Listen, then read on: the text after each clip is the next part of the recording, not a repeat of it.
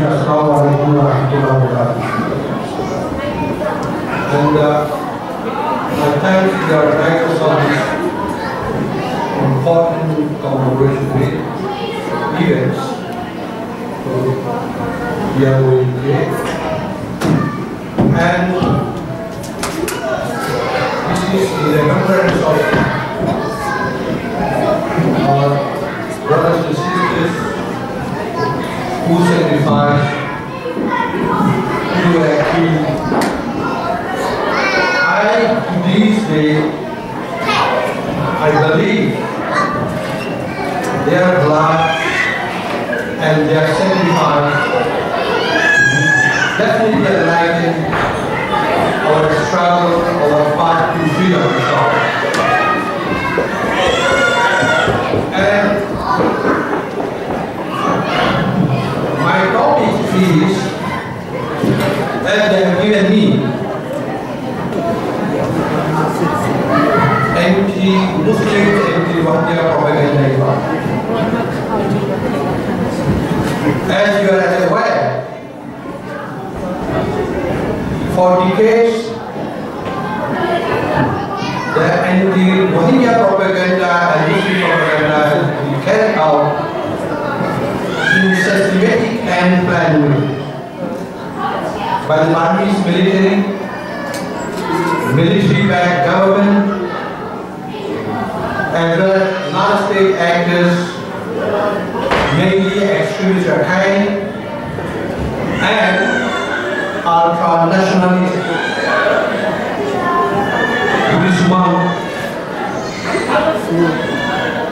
infiltrating writings, hate speeches and sermons are preached and posted on media, website, Facebook and blog that will be hatred even against the peaceful loving Rohingya and the community. These systematic campaigns or the conspiracies led to genocide in June 2012. It is still continuing. After 70 years of genocide which took place in Burma, in Arakan, particularly against the Rohingya people.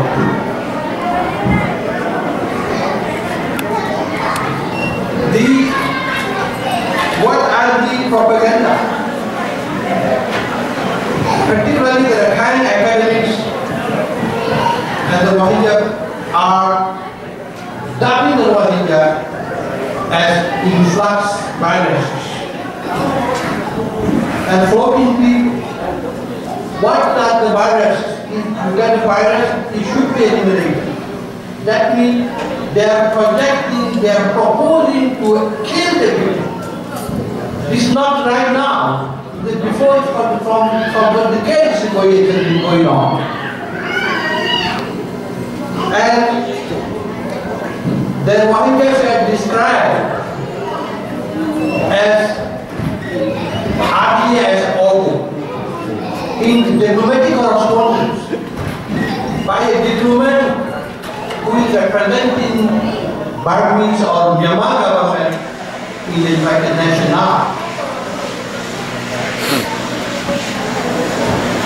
And the RNDP, Arakan National Development Party, led by Dr. ARNO, they are preaching and demanding the government. These people, for so-called security reasons, under the pretext of national security, these people, Rohingya people, should be moved to a border area. And they should be confined in one place. And then they are to be expelled ultimately from this country. This is the demand. And he claimed that, Dr. ARNO, he had discussed this issue with the top brass in Nurul and the high official, and said all these officials officials agreed to do that. The narrative is going on. This is not overnight. He indicated that this is a systematic plan of the government to expel, to exterminate, to destroy the people of the last minute.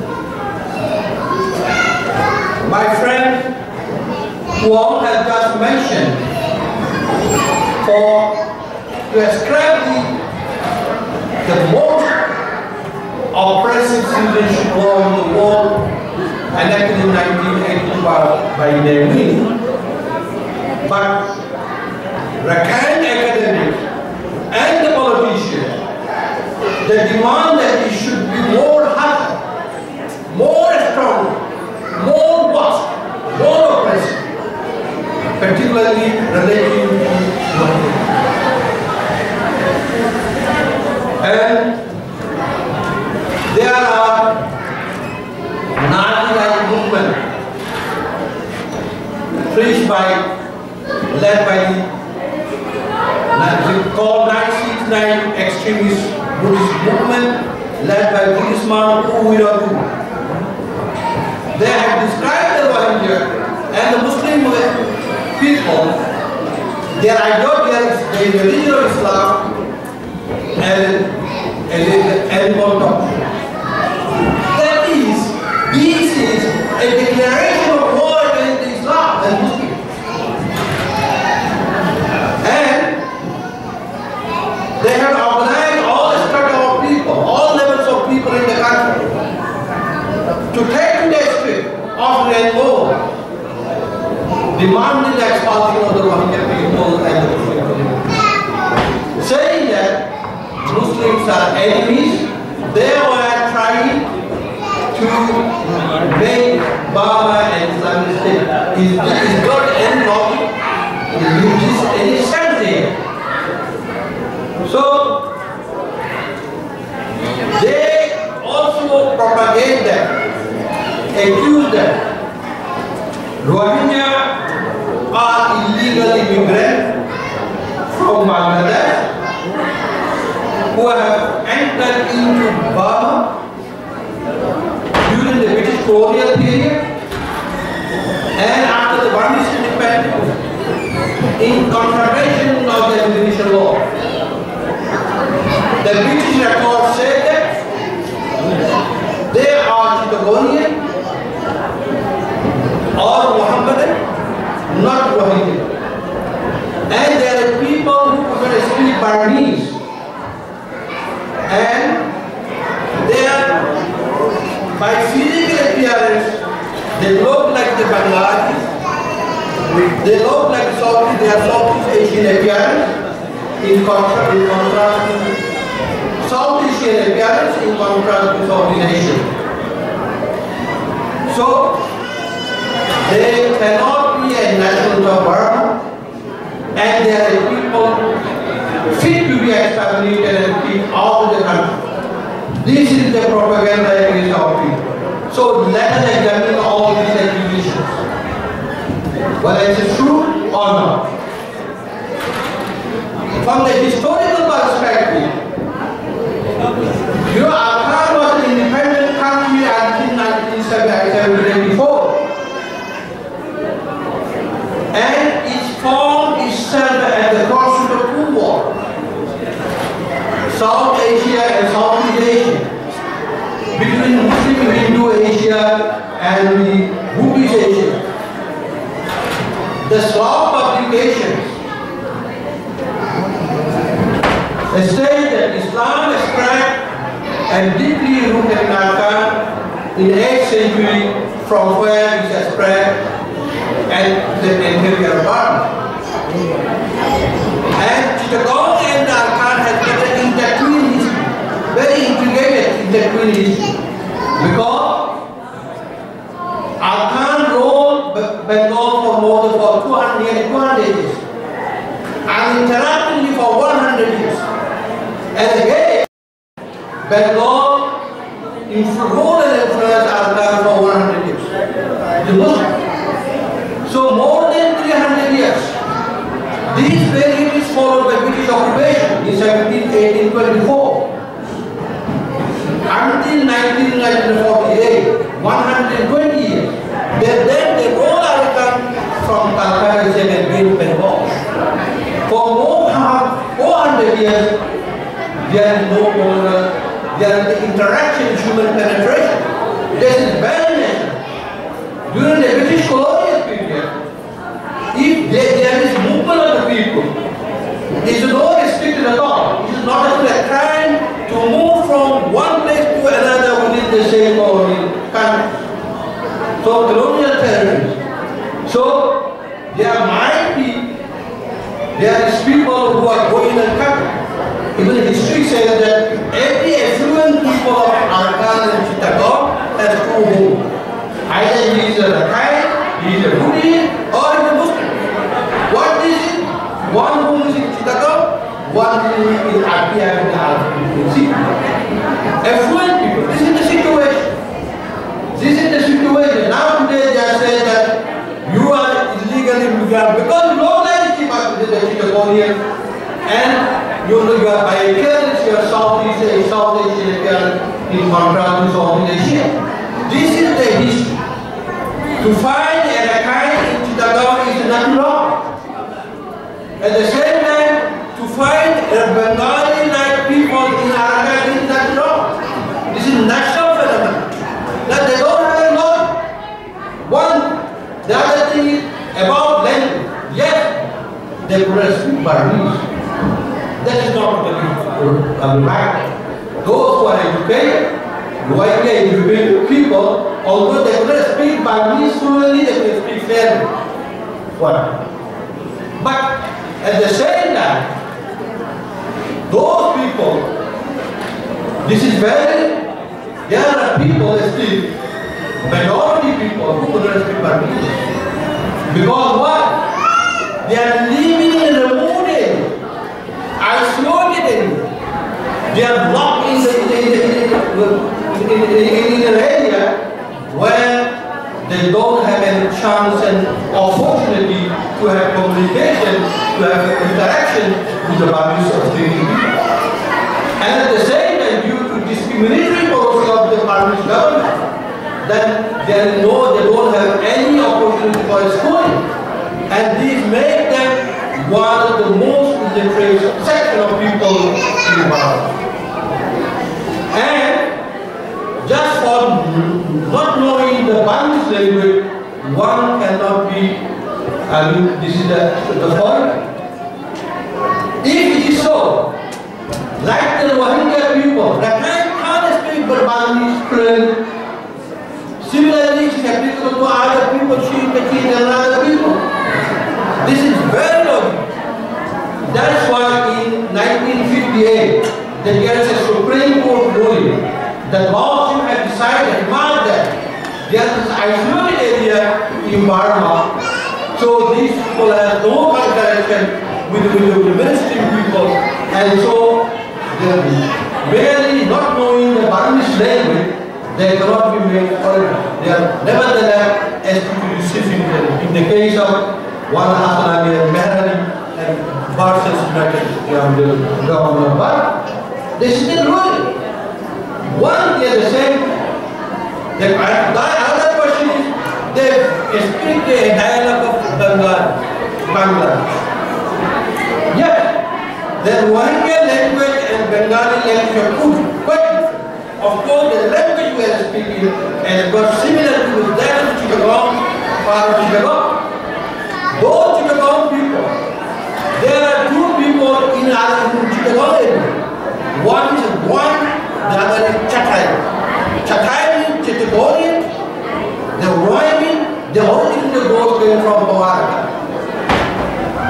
The Rohingya actually, the word comes from the word Rohingya. Rohingya the original word. Rohingya possessive noun. Suppose one living in Rangoon, they call Rohingya. In London, London. Mongo, Mongolia. This is just this way it becomes Rohingya. This is so. The question is now, if it is so, if for a dialogue, which got the similarity with that, One, the language of the dialect of Chicago, one should not be planted in Bengal. As for example, what about those Bawa, you know Bawa? And the Chak people, the Chak, that, you want their contact. Then they are speaking the Bengali dialect, and their culture is also like the Chittagoni, the Bengali. Nevertheless, they are accepted as an indigenous and citizen. They are living on both sides of the country.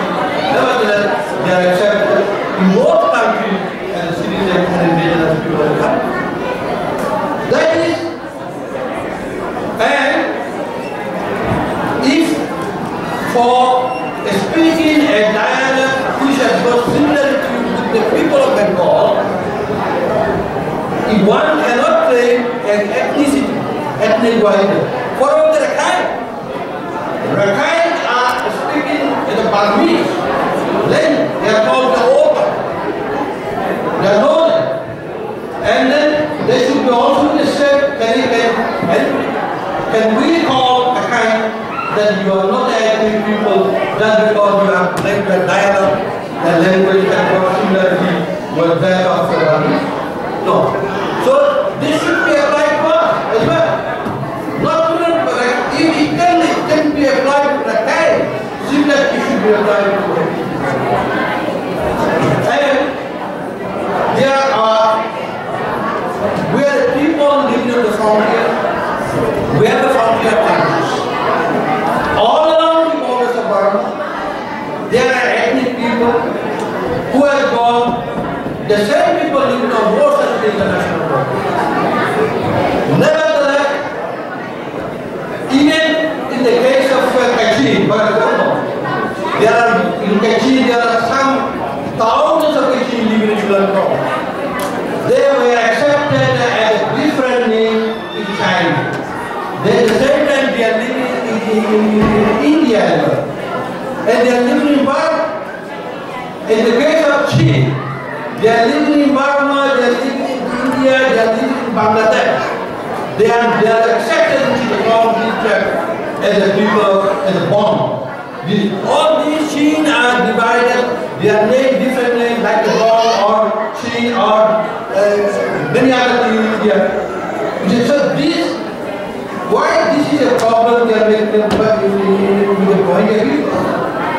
If now in Bangladesh, we have the country.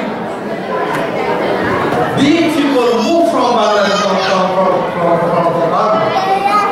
They were accepted as indigenous people. Again, these Arakan, who were in the history, they said that you are British records are right. They are honest. Because they describe the Rohingya people as Bengali, Chittagonian, and Muhammad. So, if it is so, how do we record the Arakan people? Is it Arakan? Definitely not. They describe it, they have rooted, they recorded the Arakan as mob. They are kind of mob. So in the East, the description of mobs is not acceptable. How can you say they describe the Rohingya and the Cambodian? This is because British has drawn a straight line on the basis of the language. Because this is one country, and that is one administration. That's why they did. So,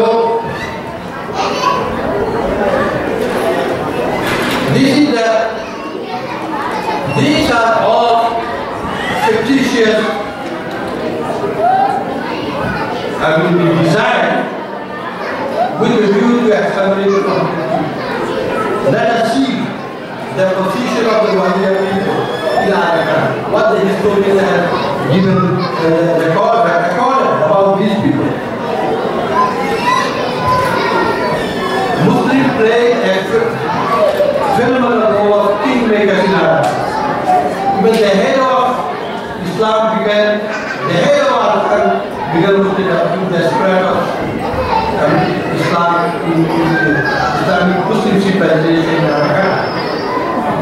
And the Muslim influence in Arakan, particularly during the glorious period of Rohingya. The Rohingya dynasty was a new golden age of power and prosperity with highly Buddhist Islamic culture. Fusing tradition from Persia and India as well as Buddhist walls of Islam. Muslim etiquette and manners, systems of administration, copying the imperial code of Delhi and Golden and law, have been practiced. The tasleem or Muslim salutation was performed in the king's court. The Muslim played the pioneer roles of kingmakers, Muslim prime ministers, Dr. Wazir, the defense minister, and Minister Kazi, other administrators, and large prominent Muslim soldiers and army. The king had involuntarily as well as voluntarily adopted the Muslim name as Shah, Badshah, to the addition to the British name and the title. Rohingya king appeared partially in his dress and political hat as sponsor. This is the history. The king in Arakan, he is in the party, they are all dressed in partially. And there is a long cap, Islamic cap. And some educated Buddhists, including members of the royal families and class of person enjoying superior intellectuals and social and economic status, also willingly adopted the Muslim name.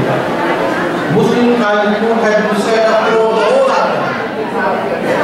Persians and Bengali language were patronized and used as an official and the code language of Arakan. Coins and medallions have been ascribed and issued to describe in Kalama the profession of faith in Islam in Persian or Arabic. The people follow the Muslim tradition at home. Even Buddhist women, the indigenous history and the accepted. The Buddhist women of those days practiced Arna. That is the basis. Muslim missionary work is the highest one. People coming back there into Islam. Muslims are in control of the trade and business. Actually, in the alluvial, right-going, blood-and-bedding, all were populated by the activists from the law. So they are the backbones of the economy and the agriculture of Arakan. Muslims were this is what Muslim is. Now, whatever it may be, what I have mentioned all these things without analyzing anymore. As to the kind of the people, we have lived as in the same place, drinking the same water, breathing the same air in Arakan for centuries. And still we are living together.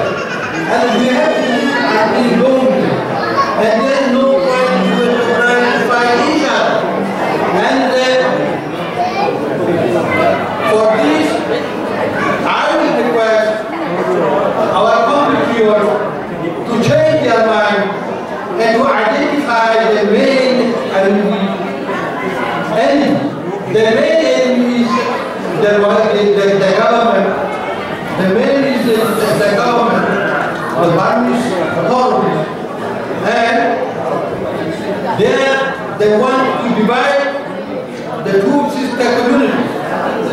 At the same time, the kind of still charm over it. And they have become instrumental to the Rohingya persecution. And also, they are one, this is because they want to have totalitarian population of Arakan. So, let us move for the best. Let us work together in unity and so that could establish a peace and prosperous Arakan environment as a part of the present of our. Thank you very much.